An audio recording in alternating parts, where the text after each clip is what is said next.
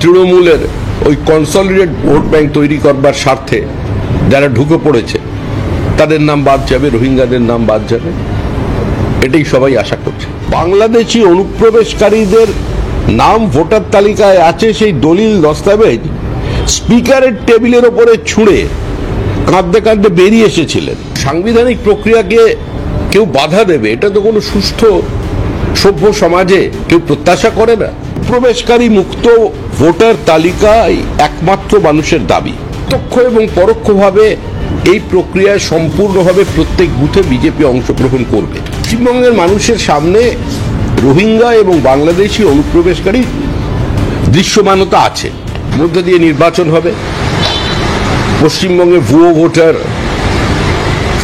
এক ভোটারের নাম দু জায়গায় তিন জায়গায় আছে, সেগুলো বাদ যাবে। বাংলাদেশি মুসলিম অনুপ্রবেশকারী যারা তৃণমূলের ওই কনসলিডেট ভোট ব্যাংক তৈরি করবার স্বার্থে যারা ঢুকে পড়েছে তাদের নাম বাদ যাবে, রোহিঙ্গাদের নাম বাদ যাবে, এটাই সবাই আশা করছে। মুখ্য নির্বাচন কমিশনার বলছেন যে পশ্চিমবঙ্গে কোনো গতিরোধ নেই, সব রাজ্য তার সাংবিধানিক দায়িত্ব পালন করবে। সাংবিধানিক সংস্থা একটা সিদ্ধান্ত নিয়েছে, যে সিদ্ধান্তটা নিয়েছে সেটা একটা চলমান প্রক্রিয়া।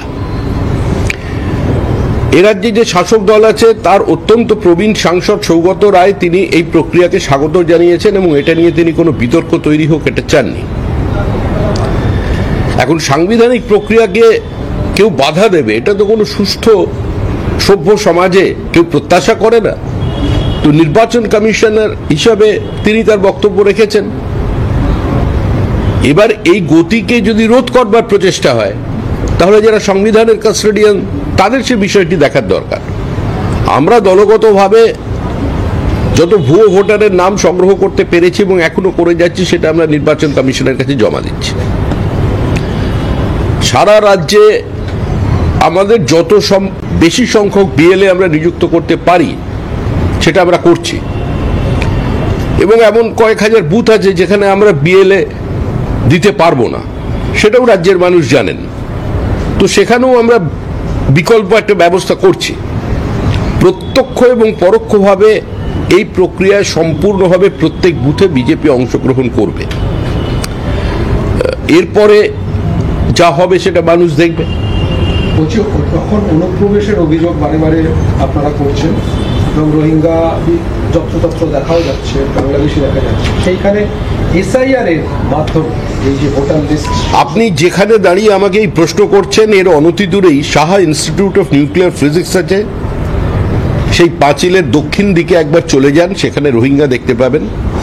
সল্টলেক পুলিশ কমিশনের যেটা আছে বিধাননগরে, তার বাড়ির পেছনে যান, পাবেন। একটু দূরে খালপাড়ে চলে যান, ওখানে আপনি গিয়ে অবৈধ মসজিদ দেখতে পাবেন, সেখানের বাসিন্দাদের দেখতে পাবেন। কিছু টিনের ঘর বানিয়ে এখানে ছিল, এখন আবার দেখছি না, সরে গেছে পাশে, তাদেরও দেখতে পাবেন। পশ্চিমবঙ্গের মানুষের সামনে রোহিঙ্গা এবং বাংলাদেশি অনুপ্রবেশকারী দৃশ্যমানতা আছে। যারা রাজারহাটে থাকেন, নিউটাউনে থাকেন, তারা বাড়িতে পরিচারিকা পাচ্ছেন না, কারণ ছদ্মনাম নিয়েছিল, হঠাৎ কিসের আতঙ্কে তারা সেখান থেকে চলে গেছে।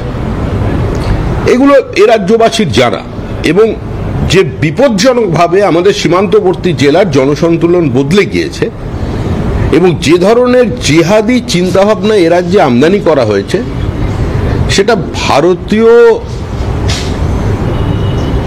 পক্ষে, দেশের আভ্যন্তরীণ নিরাপত্তার পক্ষে অত্যন্ত বিপজ্জনক।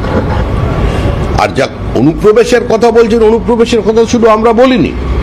আমাদের রাজ্যের যিনি বর্তমান মুখ্যমন্ত্রী আছেন, তিনি 2005 সালের 4 আগস্ট চোখের জল ফেলে বাংলাদেশি অনুপ্রবেশকারীদের নাম ভোটার তালিকায় আছে, সেই দলিল দস্তাবেজ স্পিকারের টেবিলের ওপরে ছুঁড়ে কাঁদতে কাঁদতে বেরিয়ে এসেছিলেন।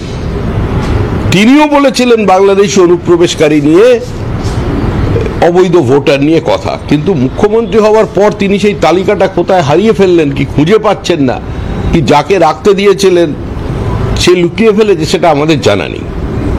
অনুপ্রবেশকারী মুক্ত ভোটার তালিকায় একমাত্র মানুষের দাবি, এবং নির্বাচন কমিশন এই কাজে সফল হবেন এটা আমরা বিশ্বাস করি। এসআইআর এই এসআইআর প্রক্রিয়া চলাতে তাতে এই যে নির্বাচনে এই অনুপ্রবেশ মুক্ত ভোটার লিস্ট হবে বলছেন বলে বিশ্বাস? আমরা বিশ্বাস করি যে ত্রুটিমুক্ত ভোটার লিস্টের মধ্যে দিয়েই 2026-এ পশ্চিমবঙ্গের মানুষ তৃণমূল কংগ্রেসের বিসর্জন দিয়ে দেবেন। আরো ভালো ভালো খবর দেখতে সাবস্ক্রাইব করুন বাংলা হান্টের ইউটিউব চ্যানেল। বাংলা হান্টের আরো খবর দেখতে নজর রাখুন। বাংলা খবর মানেই বাংলা হান্ট।